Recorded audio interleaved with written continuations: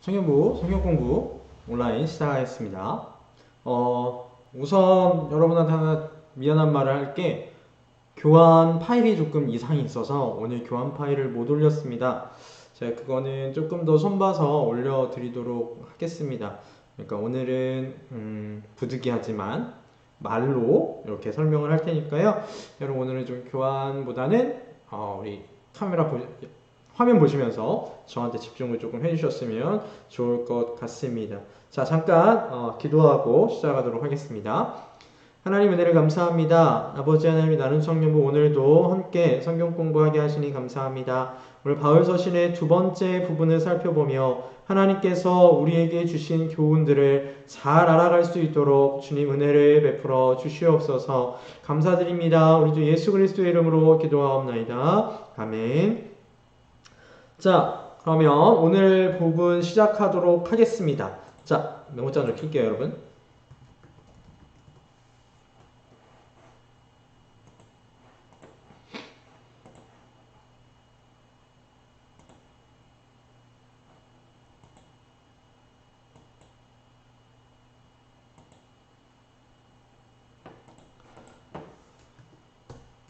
자, 우리가 오늘 할 부분은 제가 좀 작아지고 안녕 여러분.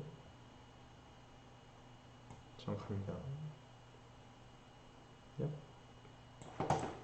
자, 오늘 할 부분은요. 우리 오늘 바울 서신의 두 번째 부분을 살펴보도록 하겠습니다.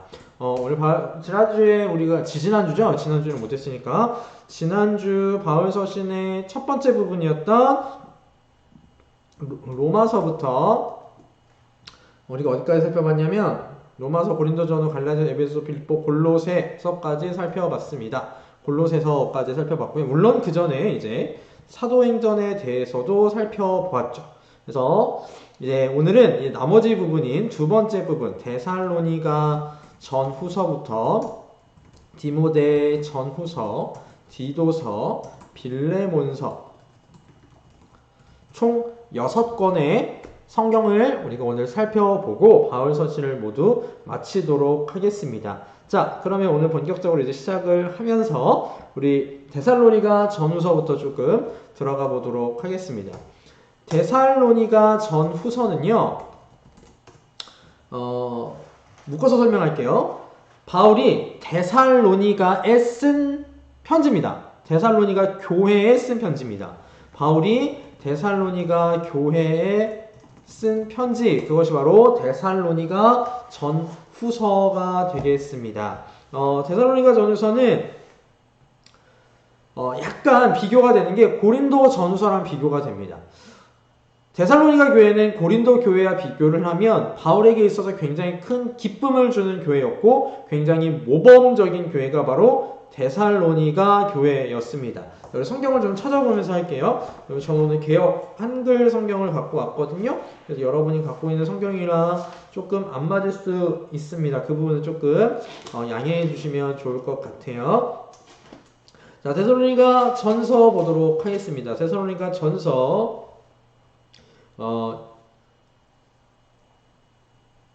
1장 2절부터를 보면 사도 바울이 이렇게 합니다. 우리가 너희 무리를 인하여 항상 하나님께 감사하고 기도할 때에 너희를 말함은 너희 믿음의 역사와 사랑의 수고와 우리 주 예수 그리스도에 대한 소망의 인내를 우리 하나님 아버지 앞에서 쉬지 않고 기억함이니 라고 사도 바울이 하나님한테 감사하고 있는 장면을 볼 수 있습니다.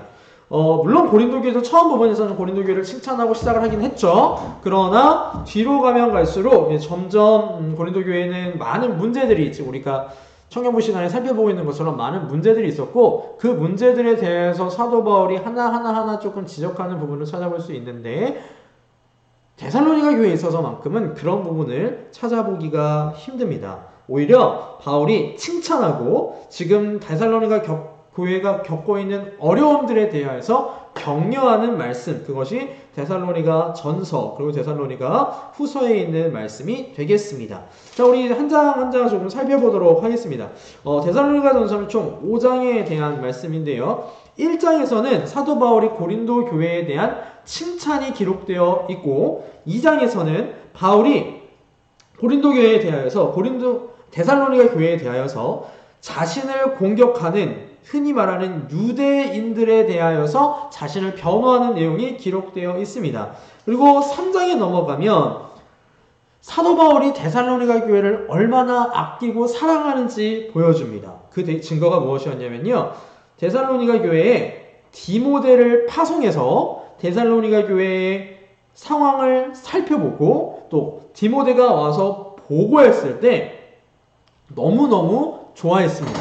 그리고 데살로니가 교회 사람들도 사도 바울을 너무 보고 싶어하고 사도 바울도 데살로니가 교회 사람들을 너무나 보고 싶어하는 정말 목회자와 교인 사이가 아름다웠던 교회가 바로 데살로니가 교회입니다.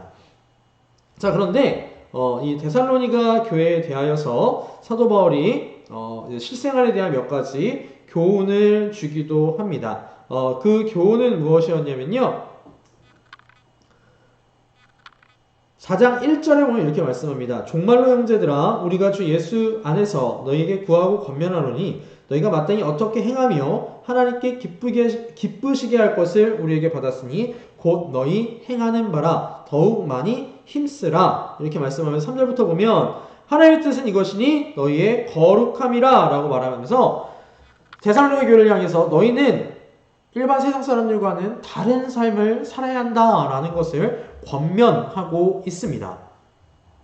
자, 그리고서 4장 후반부에 들어가면 오늘날 교회에서도 참 어려운 부분을 바울이 데살로니가 교회에 가르쳐주고 있습니다. 그 가르침은 무엇이었냐면 재림에 대한 가르침을 가르쳐주고 있어요.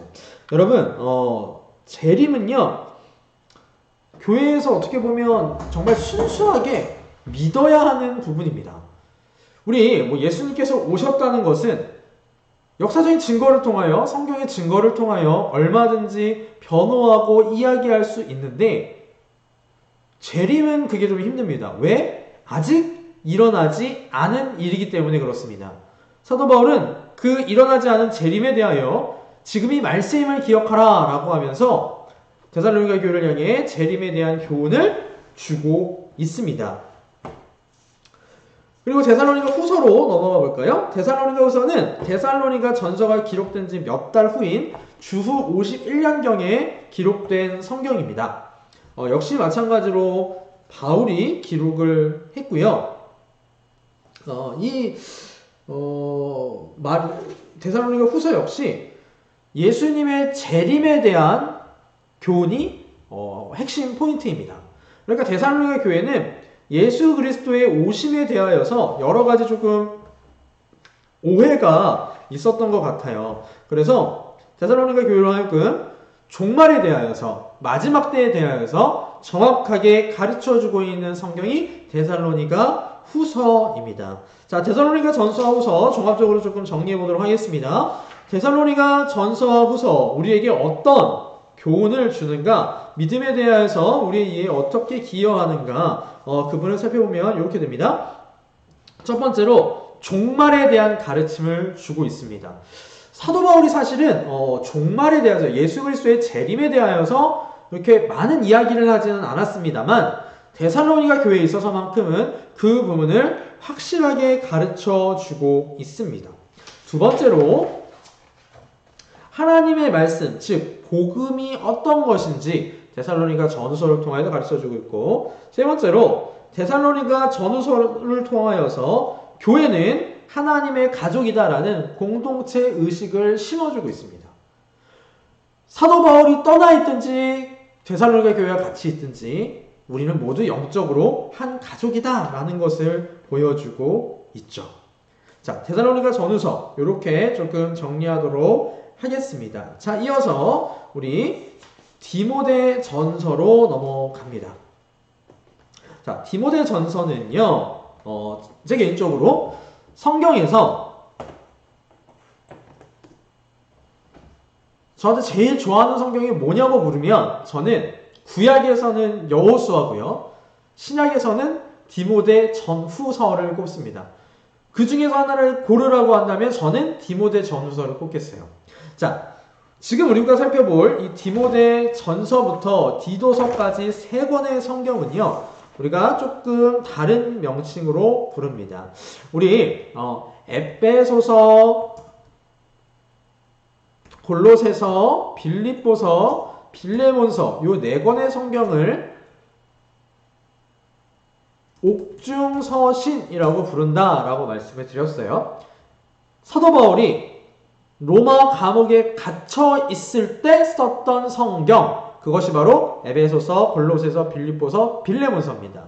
자, 그리고 지금부터 우리가 살펴볼 디모데 전서, 디모데 후서, 디도서 요 세 권의 성경은 뭐라고 부르냐면 목회서신이라고 불러요. 자, 목회라는 말에 우리 주목해 봅시다. 목회가 뭐죠? 여러분, 제가 목회자죠? 저처럼 교역자들한테 쓴 편지가 디모데 전후서 디도서입니다. 즉, 디모데와 디도는 사도 바울이 세운 사도 바울의 후임 목회자들이었어요. 특별히 디모데는 사도 바울에게 있어서 정말 아끼는, 사도 바울이 이따가 살펴보겠지만 믿음 안에서 낳은 참 아들이라고 표현할 정도로 사도 바울의 수제자였던 사람이었고요. 디도 역시 사도 바울이 내 아들이라고 표현할 정도로 참 아꼈던 사람입니다. 그래서 목회 일선에 나가 있는 디모데와 디도에게 어떻게 목회를 해야 하느냐 하는 그 가르침을 준 성경이 디모데 전서, 후서, 디도서가 되겠습니다. 자, 그러면 이제 한 권 한 권 조금 살펴보도록 하겠습니다. 자, 먼저 디모데 전서입니다. 디모데 전서는 사도 바울이 디모데에게 쓴 편지예요. 디모데 같은 경우에는 사도 바울의 제2차 전도 여행에서 사도 바울과 동행하기 시작했던 사람이고요. 정말로 사도 바울이 많이 아꼈던 사람입니다. 어떻게 보면 정말 마지막까지 사도 바울이 자신의 후임자로서 믿고 또 모든 여러 가지 일들을 맡겼던 사람이 바로 디모데입니다. 자, 그러면 이 디모데 전서는 대충 내용이 어떻게 되느냐 우리 좀 크게 보도록 하겠습니다. 1장으로 넘어가면 1장에서 사도 바울은 디모데로 하여금 정통 교리를 지켜라 라고 말씀을 하고 있습니다. 왜냐하면 초대교회 때도요, 정말 여러 가지 거짓 교훈들이 많이 있었습니다. 우리가 지금 흔히 말하는 이단이라는 사람들도 이때 당시에 있었어요. 대표적으로 영지주의라는 이단이 있었는데, 그런 이단들, 또 유대주의적인 잘못된 가르침들, 그런 가르침들에 있어서 디모데로 하여금 그것을 경계하라 라고 쓴 성경이 바로 디모데 전서입니다. 자, 그리고 2장으로 넘어가면 사도 바울은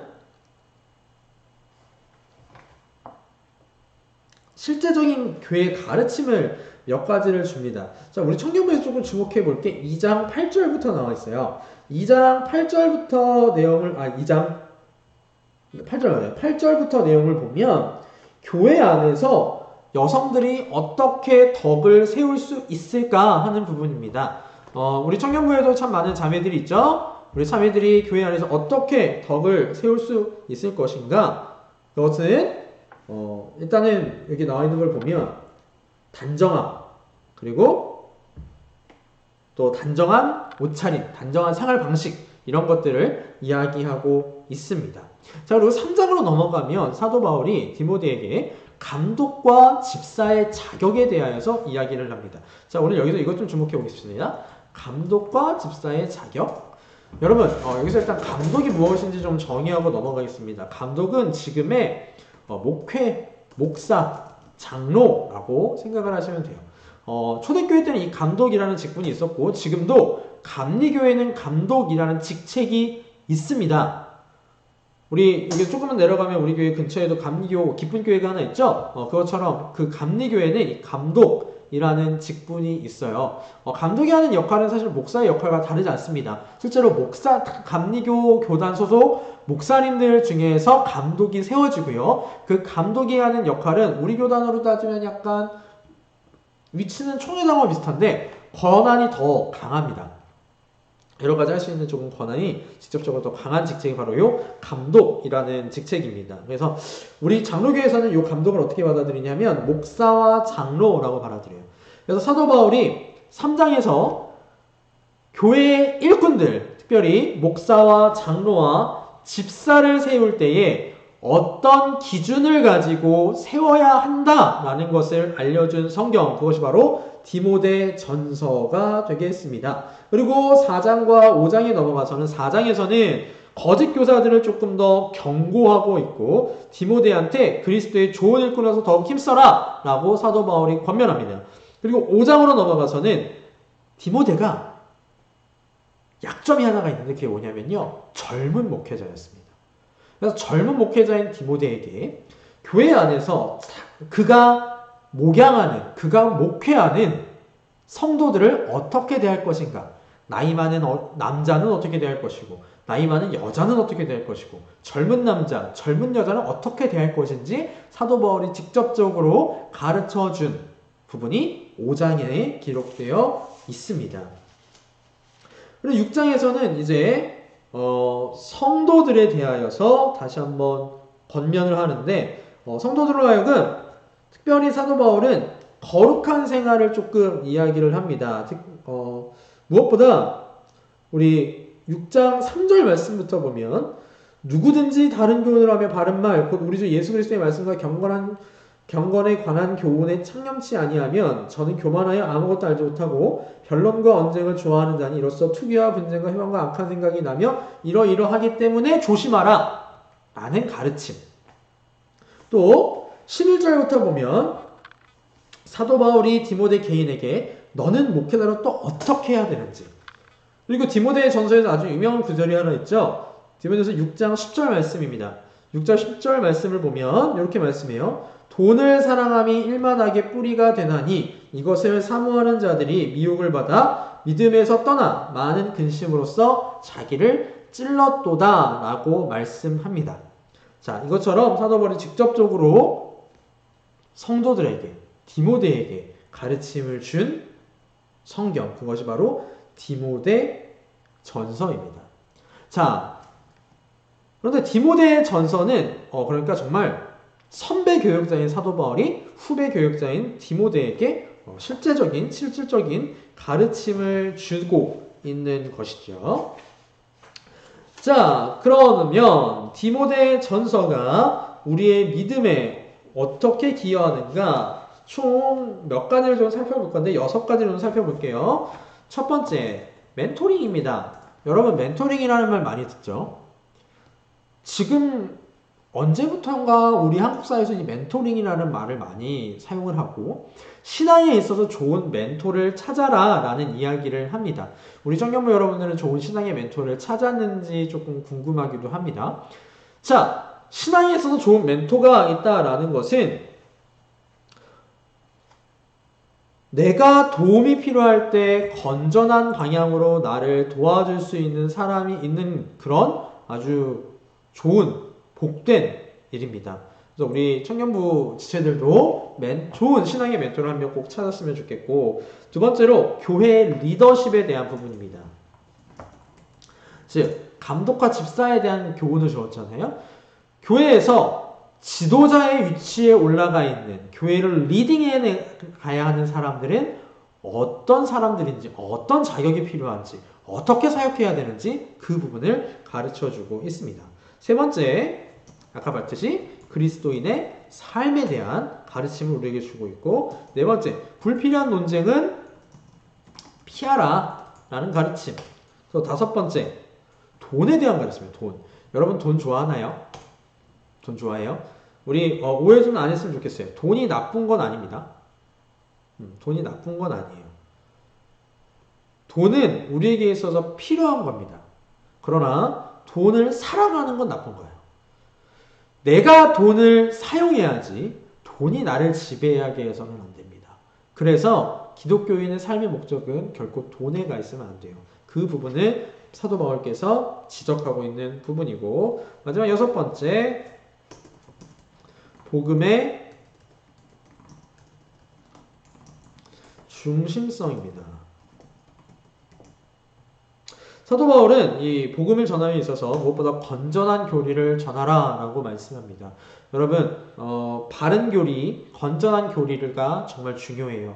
이 건전한 교리를 알 때 우리가 복음이 무엇인지 더 이해할 수 있거든요. 그래서 우리 청년부에서도 지금 첫째 주에 칼빈주의 5대 교리에 대해서 살펴보고 있고, 또 넷째 주에는 하이델베르크 윤리문답에 대해서 살펴보고 있잖아요. 그리고 이제 이 성경 한번 쭉 훑어보는 게 끝나면 이제부터는 웨스트민스터 소유리문답을 우리가 하나하나 살펴보기 시작을 할 터인데, 왜 그걸 하냐면요, 그게 복음의 이해를 돕는 것들이기 때문에 그렇습니다. 그래서 사도 바울이 디모데전서에서 이런 6가지 우리 믿음의 이해에 기여하는 바를 찾아볼 수 있습니다. 자, 다음으로 디모데후서. 오늘 좀 빠르죠? 벌써 4번째 성경입니다. 디모데후서를 보도록 하겠습니다. 디모데후서는요, 특징이 무엇이냐면 이 디모데후서도 사도 바울이 감옥에서 쓴 편지입니다. 그런데 사도 바울이 특별히 감옥에서 썼긴 썼는데 마지막으로 감옥에서 쓴 편지예요. 이 디모데후서를 쓰고 나서 사도 바울은 순교합니다. 바울은 자신이 이제 죽을 날이 가까운 이때에 자신의 가장 아끼는 제자인 디모데에게 마지막 권면의 편지를 씁니다. 이때 당시 사도 바울은요, 상황이 정말 좋지 않았습니다. 디모데후서 후반부를 보면 나타나는데 한번 좀 보도록 할게요. 4장에 보면 10절 말씀을 보면 이렇게 나와 있습니다. 데마는 이 세상을 사랑하여 나를 버리고 데살로니가로 갔고, 그레스게는 갈라디아로, 디도는 달마디아로 갔고, 11절 누가만 나와 함께 있느니라. 지금 사도 바울의 형편이요, 정말 안타까운 형편이었어요. 이따가 디도서를 보겠지만 자신이 아꼈던 디도도 떠났고, 데마, 그레스게 모두 다 사도 바울을 떠난 상태였습니다. 오직 한 사람, 누가만 사도 바울의 곁을 지키면서 그의 건강을 관리해주고 있었어요. 그러니까 지금 사도 바울 입장에서는 디모데가 얼마나 그립고 필요했겠습니까? 자, 그럼 이제 좀 한 장 한 장 살펴보도록 하겠습니다. 자, 디모데 전서 다음에 나오는 디모데 후서의 내용도요, 이게 뭐 어렵지는 않습니다. 일단 바울이 디모데를 좀 크게 격려를 해줘요. 왜 그러면 이 당시 디모데가 조금 유약해져 있는 상태였습니다. 일단 디모데가 병이 있었어요. 그 안 좋았던 병이 뭐냐면 위장병이 조금 있는 것 같았고요. 두 번째로 목회 자체가 좀 힘들고, 게다가 자기의 아버지 같은 사도 바울은 로마 감옥에 투옥되어서 언제 죽을지 모르는 그런 상태다 보니까 심리적으로도 조금 많이 불안해 있었던 상태인 것 같습니다. 그래서 사도 바울이 디모데에게 힘내라 라고 격려해주는 말씀이 1장에 기록되어 있습니다. 그리고 2장을 보면 사도 바울이 디모데로 하여금 선한 교역자, 충성된 교역자, 그런 하나님이 인정받으실 만한 일꾼이 되라고 진심 어린 부탁을 하고 있습니다. 그리고 3장에 가면 이제 말세가 가까워졌으니 이 말세에 너는 어떻게 해야 되는지를 가르쳐주고 있습니다. 사도 바울이 디모데로 하여금 말세에 어떻게 해야 되느냐, 이 세상이 분명히 너를 핍박할 텐데 너는 어떻게 하느냐 하랍니다. 내가 지금까지 너에게 가르쳐준 복음을 앞으로도 계속 증거하고 그 복음 위에 바로 서 있으라 라는 것입니다. 그리고 4장 초반부에 1절로 8절을 보면 그 복음을 전하라 라고 당부하고 있습니다. 그리고 마지막으로 9절로 22절까지는 사도 바울의 개인적인 부탁입니다. 우리 아까 살펴봤듯이 많은 사람들이 사도 바울을 떠났어요. 그래서 사도 바울이 너무너무 힘든 지경에 있었습니다. 그 힘든 지경에서 디모데로 하여금 너는 속히 나에게 오라 라고 부탁을 하면서까지 디모데를 찾고 있었습니다. 그리고 나서 사도 바울은 믿음의 동역자들에게 문안하고 이제 디모데후서를 마치게 됩니다. 자, 그럼 디모데후서는 우리의 믿음에 어떻게 기여하는가? 첫 번째, 순교에 대한 이야기를 우리에게 주고 있습니다. 사도 바울은요, 아까도 말씀드렸지만 이 디모데후서를 쓰고 나서 얼마 안 지났다가 처형당합니다. 바울은 그리스도인 순교자가 죽음을 어떻게 대해야 하는지 보여줘요. 사도 바울은 죽음 앞에서 두려워하지 않았습니다. 평온히 믿음을 가지고 하나님 앞에 나아가는 그날을 바라보면서 디모데를 격려해주고 있었어요. 두 번째, 타협할 수 없는 복음입니다. 그리스도인은 복음을 타협해서는 안 돼요. 신앙의 본질은요, 결코 협상의 대상이 아닙니다. 그렇기 때문에 시간이 지날수록 마귀와 세상은 복음에 있어서 타협하라 라는 제안을 할 겁니다. 지금도 우리는 그런 세상을 살고 있고요. 그러나 우리는 결코 그 타협에 들어가서는 안 됩니다. 그 타협에 동조해서는 안 됩니다. 그리고 세 번째로 희생적인 섬김이에요. 여러분, 예수 그리스도를 믿는 건 반드시 희생이 따릅니다. 디모데는 바로 그 희생의 길에 들어왔어요. 특별히 더욱더 목회자라는 희생의 길에 들어왔습니다. 사도 바울은 그 희생적인 섬김에 대하여 디모데에게 격려하고 있었고, 또 우리에게 있어서도 우리가 주의 일꾼으로서 희생하면서 섬겨야 하는구나 라는 것을 우리에게 가르쳐 주고 있습니다. 자, 네 번째, 반대예요. 여러분, 예수 그리스도를 믿는 길은 반대에 직면하는 길입니다. 예수 그리스도를 믿다 보면 참 많은 반대에 맞닥뜨리게 됩니다. 여러분들이 겪어봐서 알겠지만, 특별히 이번 코로나19 사태를 겪으면서 느꼈겠지만, 예수 그리스도를 믿는 신자의 삶은 결코 쉬운 삶이 아니죠. 반대가 분명히 있습니다. 그 반대를 그리스도인으로서 이겨나가야 하겠습니다. 자, 디모데후서 여기까지 보도록 하고요. 이제 목회서신의 마지막 디도서를 보도록 하겠습니다. 디도 역시 바울에게 있어서는 참, 우리 아까 지금 디모데후서를 먼저 살펴봐서 디도가 마지막 때는 어떻게 행동하는지 우리가 알고 있어서 그런데요. 디도에게 있어서 바울 역시 참 중요한 사람이었어요. 우리 디도서는 그렇게 길지 않거든요. 디도서를 보면 1장 4절 말씀을 보면 이렇게 말씀합니다. 같은 믿음을 따라 된 나의 참아들 디도에게 편지하노니 라고 말씀합니다. 바울에게 있어서는 디도 역시 아주 믿음직하고 사랑스러운 아들 같은 그런 교육자였습니다. 그리고 나서 디도에게도 역시 마찬가지로 이 목회 현장에 대한 조언들을 아끼지 않고 있습니다. 특별히 이 바울은 디도에 대해서 조금 걱정이 무엇이냐면, 디도가 목회하던 지역이 조금 걱정인 지역이었어요. 디도가 목회하던 지역이 어디였냐면, 디도는 크레타라는 지역에서 목회를 했습니다. 아까 디모데는 주로 에베소에서 목회를 했고요. 디도서는 크레타라는 지역에서 목회를 했는데, 요노모 크레타가 조금 힘들어요. 힘든 지역이었습니다. 사람들 자체가 조금 억셌나 봐요. 그래서 우리 말씀을 조금 보면 1장 10절 16절을 보면 크레타에 있는 약간 뭐라 그럴까요? 교만하고 쉽게 복종하지 않는 그런 사람들에 대한 교훈을 주고 있습니다. 그래서 쭉 넘어가서 2장에 넘어가면 나이 많은 남자, 젊은 여자를 가르칠 나이 든 여자, 또 남자, 종에 대한 구체적인 지침을 이렇게 주고 있습니다. 그래서 모든 신자는 어떤 위치에 있건 간에 우리의 크신 하나님 구주 예수 그리스도의 영광이 나타나심을 기다리며 바르게 살아야 한다라는 것을 가르쳐주고 있죠. 자, 그리고 3장에 넘어가서는 그리스도인은 어떻게 살아야 하느냐, 그리스도인의 삶의 방식을 다시 한번 강조하고 있습니다. 특별히 구원받기 전의 삶의 방식, 구원받은 후의 삶의 방식을 조금 비교하면서 사도 바울은 믿음에 대한, 신자에 대한 삶이 어때야 하는지를 교훈하고 있습니다.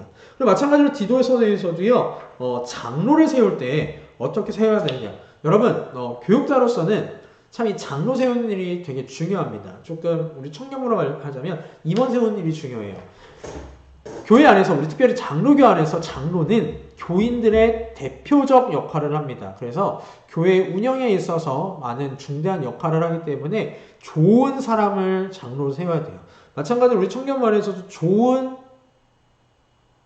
사람을 임원으로 세워야 하듯이 우리 청년부 안에서, 교회 안에서는 이 지도자를 잘 세워야 하겠습니다.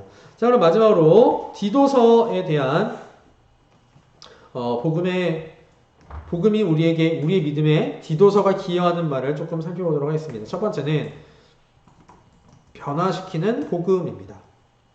복음은요, 사람을 바꿔요. 여러분, 사람 고쳐 쓰는 거 아닙니다. 그런데요, 복음은 사람을 고쳐 쓰더라고요. 복음으로 인해서 많은 사람들은 변화됩니다. 그거의 복음의 능력이에요. 우리 청년부 안에서도 우리 청년 지체들이 더욱더 복음의 능력으로 우리 디도서에 말하는 바와 같이 선한 행실을 힘써하는, 여기서 말하는 선한 행실이 우리 청년부는 뭔지 알고 있습니다.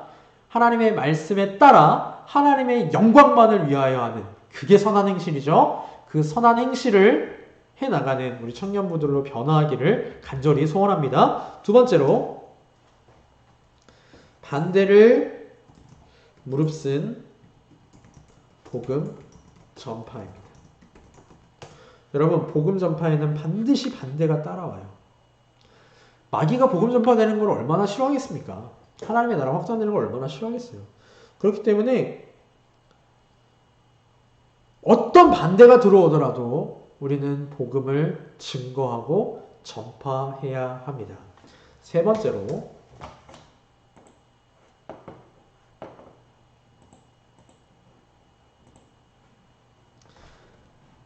하나님의 은혜입니다. 바울은요,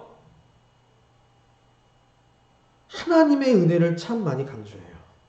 여러분, 사도 바울은 참 자랑할 게 많은 사람입니다. 그러나 그 어떤 것에서도 우월적인 측면을 갖고 있지 않았어요. 심지어 자신의 제자였던 디도에게 대해서도 자신의 우월함을 드러내지 않습니다. 여러분, 기독교의 복음은요, 사람들에게 자신을 의지하지 말고 어떻게 살지 가르쳐 주시는 하나님의 은혜를 의지하라라고 촉구합니다. 그 하나님의 은혜, 그걸 기억하시는 우리 여러분들 되셨으면 좋겠습니다. 네 번째로, 그리스도의 오심에 대하여 우리에게 가르쳐 주고 있습니다. 바울은 2장 13절 말씀을 보면 복스러운 소망과 우리의 크신 하나님 구주 예수 그리스도의 영광이 나타나심을 기다리게 하셨으니 라고 했어요. 여러분, 예수 그리스도께서는 이미 오셨죠. 그리고 앞으로도 오실 분이십니다. 우리의 소망은 예수 그리스도의 재림을 향합니다. 주님이 다시 오실 때 우리가 영광스럽게 변할 것이고 우리의 믿음에 대한 그리스도의 충만한 복이 우리에게 임할 겁니다. 그 사실을 우리 청년부 지체들이 기억하셨으면 좋을 것 같습니다. 자, 목회 서신 살펴봤습니다. 목회 서신 어떤 성경입니까? 사도 바울이 자신의 제자인 디도와 디모데에게 어떻게 목회를 해야 하느냐를 가르쳐주는 것이었어요. 그래서 우리 목회 서신을 이렇게 또 오해하면 안 될 것 같아요. 아, 목회 서신은 그러면 전도사님이나 목사님이나 교육자들만 읽으면 되겠구나. 아닙니다. 우리 목회 서신을 통하여서 교회 안에서 어떤 질서가 있는지 그것을 조금 파악했으면 좋을 것 같습니다. 자, 마지막 빌레몬서를 조금 보도록 하겠습니다. 빌레몬서. 자, 빌레몬서는요, 사도 바울이 빌레몬이라는 사람에게 썼는데요. 이 빌레몬은 골로새 교회의 굉장히 부유한 성도였습니다. 어디서 그 힌트를 찾을 수 있냐면 빌레몬이 뭘 갖고 있었냐면요, 노예를 갖고 있었어요. 그리고 이 빌레몬의 집에서 골로새 교회가 모였습니다. 그러니까 골로새 교회 예배 당이 어디였냐면 빌레몬의 집이었어요. 그렇처럼 빌레몬이 아주 그냥 큰 집도 있었고 노예도 갖고 있었던 그런 사람이었습니다. 그런데 빌레몬에게 왜 사도 바울이 편지를 썼냐면 한 명의 인물이 더 등장하는데 그 사람이 오네시모라는 사람입니다. 자, 이 오네시모는요, 이름의 뜻이 참 좋아요. 유익한 자라는 뜻입니다. 이름 뜻 좋죠? 근데 이 오네시모가 어떤 사람이었냐면 본래 이 오네시모는요, 빌레몬의 노예였어요. 여러분 로마 시대에는 노예제도 있었던 거 알죠? 그래서 이 빌레몬은 오네시모의 노예였습니다. 물론 골로새 교회에 있을 때 예수 믿지는 않은 것 같아요. 근데 이 오네시모가 어떤 시츄에이션을 벌이냐면 자기 주인이었던 오네시모를 배신하고 도망을 갑니다. 도망 노예가 된 거죠. 우리 옛날에 드라마 중에 추노라고 있었어요. 그것처럼 이제 오네시모가 추노의 타겟이 됩니다. 오네시모 얘가 잘 도망다니면 괜찮았겠는데 문제는 뭐냐면 잡혀요. 잡혀서 감옥에 투옥됩니다. 그런데 거기서 하나님의 놀라운 섭리가 일어나요. 오네시모가 감옥에서 바울을 만납니다. 신기하죠. 골로새 교회를 벗어나서 골로새 교회는 빌레몬을 벗어나서 도망을 갔더니 하나님께서 그 오네시모를 잡아다가 어디다 두셨냐면 바울이 있는 감옥에 두셨습니다. 그리고 그 감옥에서 바울을 통해 예수 그리스도를 믿게 됩니다. 그래서 사도 바울은요, 이 오네시모를 참 많이 사랑한 것 같아요. 그래서 이 오네시모를 그냥 자기가 데리고 있을 수도 있겠지만 사도 바울이 오네시모를 빌레몬에게 보내겠다라고 결심을 합니다.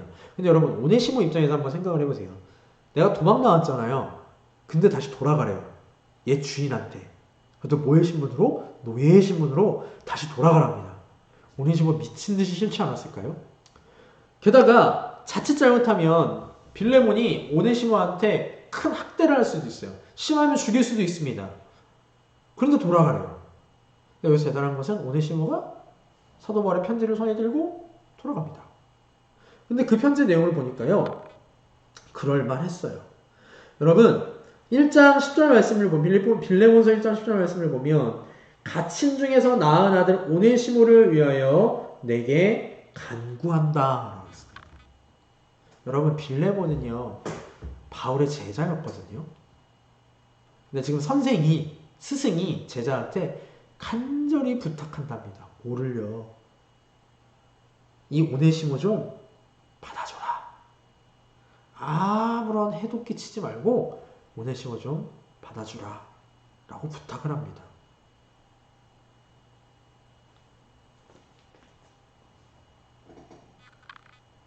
그리고 나서 바울이 진작에 부탁을 해요. 자, 오네시모를 내가 너를 돌려보내니까 오네시모를 좀 용서해주고 앞으로는 좀 나를 위해서도 오네시모가 일할 수 있도록 네가 배려해 줬으면 좋겠다 라고 부탁을 합니다.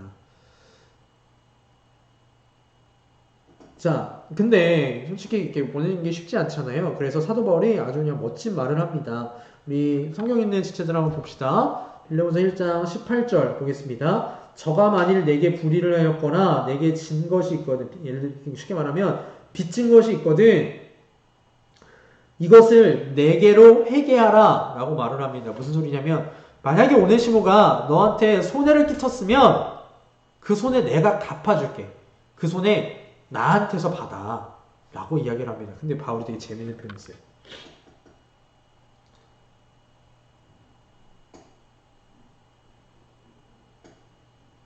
어디였냐면요 19절 말씀입니다. 나 바울이 친필로 쓰노니 내가 갚으려니와 너는 이외에 내 자신으로 내게 빚진 것을 내가 말하지 아니하노라. 여러분 빌레몬이요 바울한테 빚이 있었습니다. 빌레몬은 바울에게 복음의 빚이 있었어요. 오네시모는요 빌레몬에게 세상적인 빚이 있습니다. 여러분 이 두 가지의 경중 어떤 게 더 큽니까? 복음의 빚이 더 큰 빚입니까? 세상적인 빚이 더 큰 빚입니까? 당연히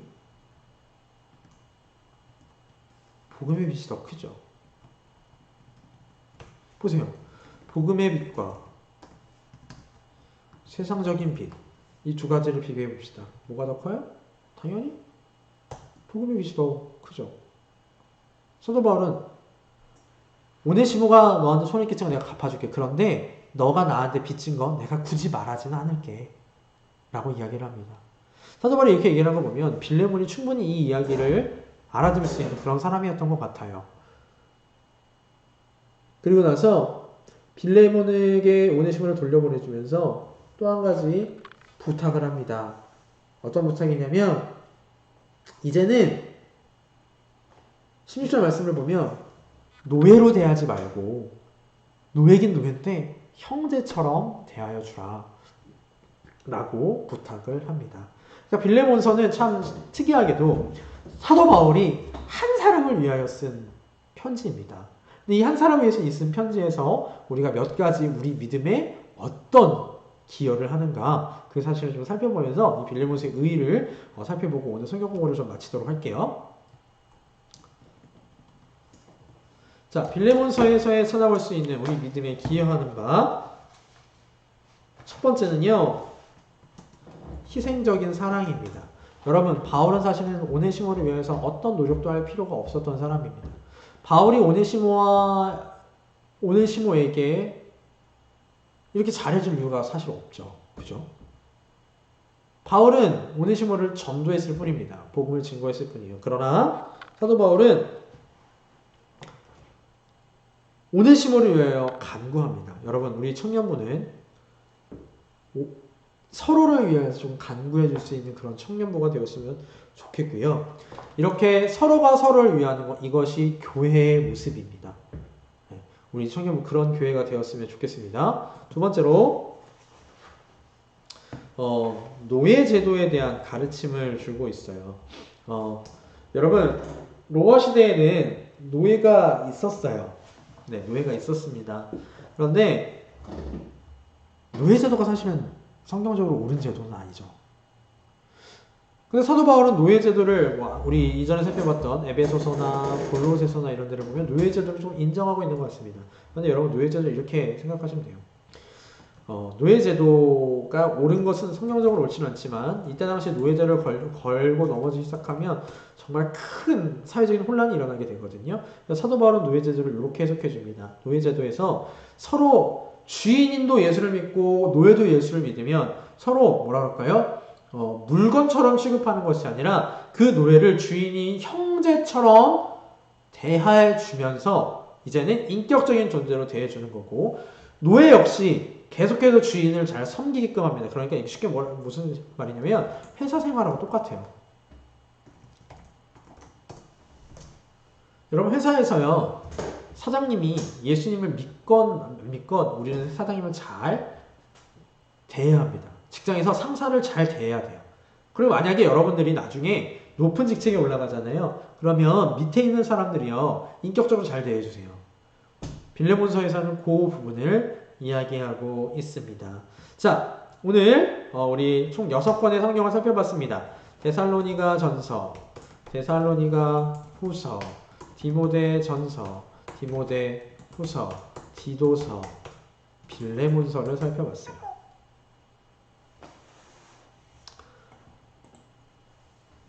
오늘 우리가 살펴본 이 세 가지의 성경을 통하여서 특별히 데살로니가 전서와 데살로니가 후서를 통해서는 바른 교회의 모습을 조금 여러분들이 살펴보셨으면 좋겠습니다. 그리고 디모데전서, 디모데후서를 통해서는 교회의 질서와 뭐라 그럴까요? 조직에 대한 모습을 조금 여러분들이 읽으면서 생각해 보셨으면 좋겠고 마지막 빌레몬서를 통해서는요. 교회 안에 교회의 사랑에 대해서 조금 생각을 해주셨으면 좋겠습니다. 그래서 여러분들이 이런 부분을 조금 기억하고 성경을 읽을 때 각 성경이 조금 더 이해가 되리라 생각을 합니다. 그걸 위해서 사실 우리가 지금 성경 공부 이렇게 하고 있잖아요. 그래서 여러분에게 조금 더 도움이 되었으면 좋겠고 오늘 이 시간에는 여기까지 하고 마무리하도록 하겠습니다. 여러분 모두 수고하셨고요. 우리 내일 다시 만나도록 하고 이 영상은 유튜브에 그대로 스트리밍으로 올라가 있고요. 제가 내일이나 월요일쯤에 이제 앞에 조금 대기했던 그 시간들 있잖아요. 그거 이제 컷하고 다시 올려둘 테니까 여러분들 듣고 싶을 때 다시 들어주시면 좋을 것 같습니다. 자, 오늘은 여기까지 하도록 하겠습니다. 수고하셨고요. 내일 만나요. 특별히 내일 추수감사절입니다, 여러분. 오늘 하루 동안 감사함으로 내일 주일 준비 잘해서 주일에 기쁘게 감사함으로 만나도록 하겠습니다. 들어가십시오. 안녕.